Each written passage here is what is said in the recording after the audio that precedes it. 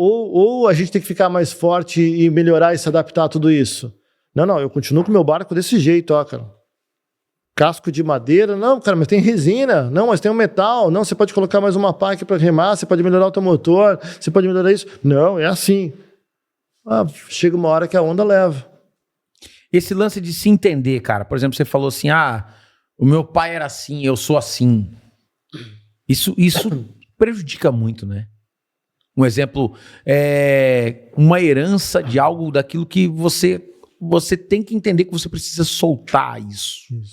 Porque muitas vezes eu acho que a gente olha muito para trás, em todos os sentidos, e tenta terceirizar algo que não é teu e pega aquilo que não é teu e faz com que aquilo seja o norte da sua vida.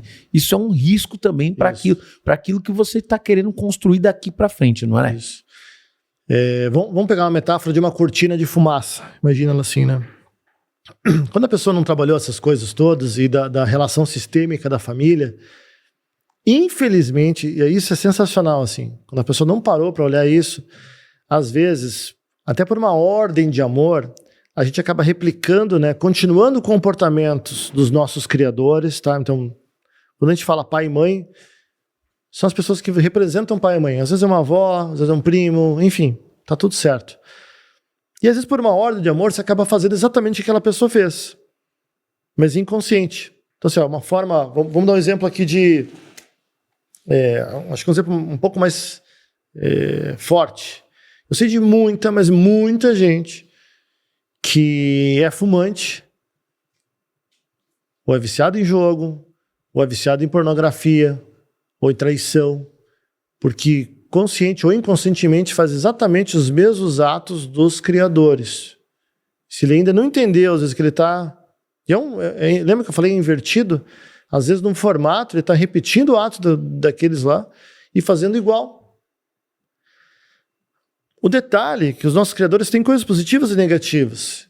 E basta você olhar para aquele passado todo e falar, pô, mas o que eu tomo, eu agradeço, eu pego para mim, eu quero continuar, mas aquilo que eu deixo com eles. Porque assim, não há, meu irmão, não há contrato de fidelidade, de relação e de sentimento que vale a pena seguir uma vida mal vivida. Então se o cara fumou e lascou a vida, e é louco isso, porque eu já peguei gente e falei, cara, mas você não tá vendo, a sua mãe tá lá no hospital com efizema e você continua fumando. Expliquei esse método todo. Tem gente que ainda continua. Lembra que é identificar, aceitar, planejar e agir contrariamente? Aí é uma vida de exercício para largar aquilo. E, infelizmente, nessa camada do inconsciente, do não entendimento dessa relação com os criadores, a gente às vezes acaba tomando compreensões equivocadas. Nesse caso aqui, por exemplo, eu sei de crianças, adultos, por exemplo, que relatam, indo mais a fundo nas sessões, nas terapias, que de repente ele fala, na verdade não era nem o meu pai, nem minha mãe que estavam fumando, que eu estou fazendo igual. Mas eu quando via eles, com os amigos, fumando e rindo, e eu estava lá na sala, sei lá, trancado, em outro lugar, eu queria ser uma daquelas pessoas que meu pai e minha mãe ria. Estou falando isso às vezes depois de muitas e muitas horas que a pessoa percebeu qual era o significado daquilo. Por que ela está repetindo, sabe?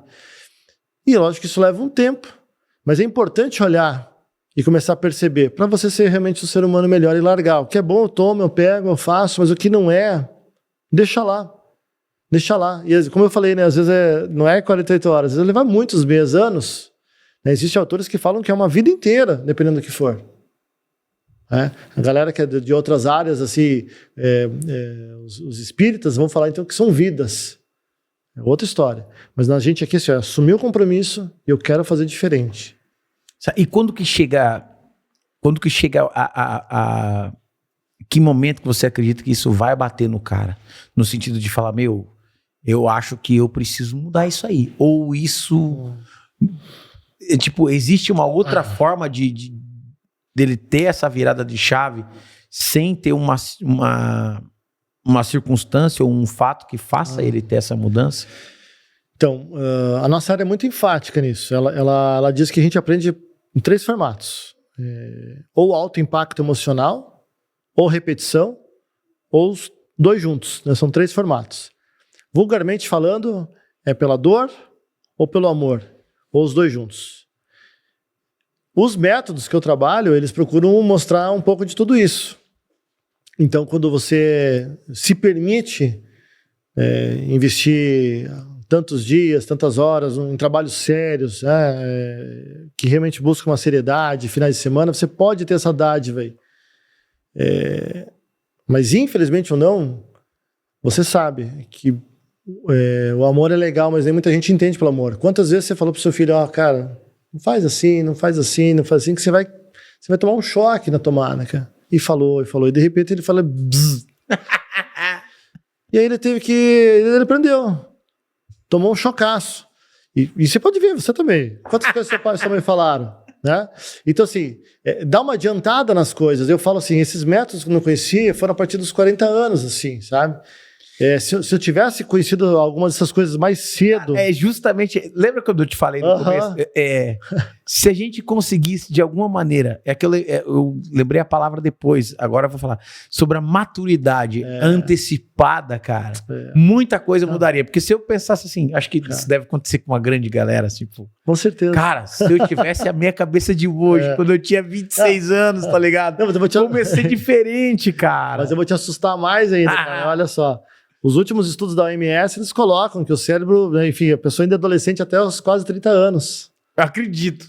E eu acredito. O cérebro tá em formação e tal, mas tem toda uma conjuntura cultural. Porque assim, basta você ver aqueles vídeos lá do Silvio Santos dos anos 80, ou ir no cemitério nos anos 80, um cara enterrado com 25 anos de idade, ele parecia um cara de 50 anos hoje. Sim, cara. É por aí. Então era outro formato de mundo. Mas digo assim, eu mesmo, quando estudo os trabalhos, falo assim, por exemplo, tem um trabalho que a gente tem na ordem financeira de prosperidade.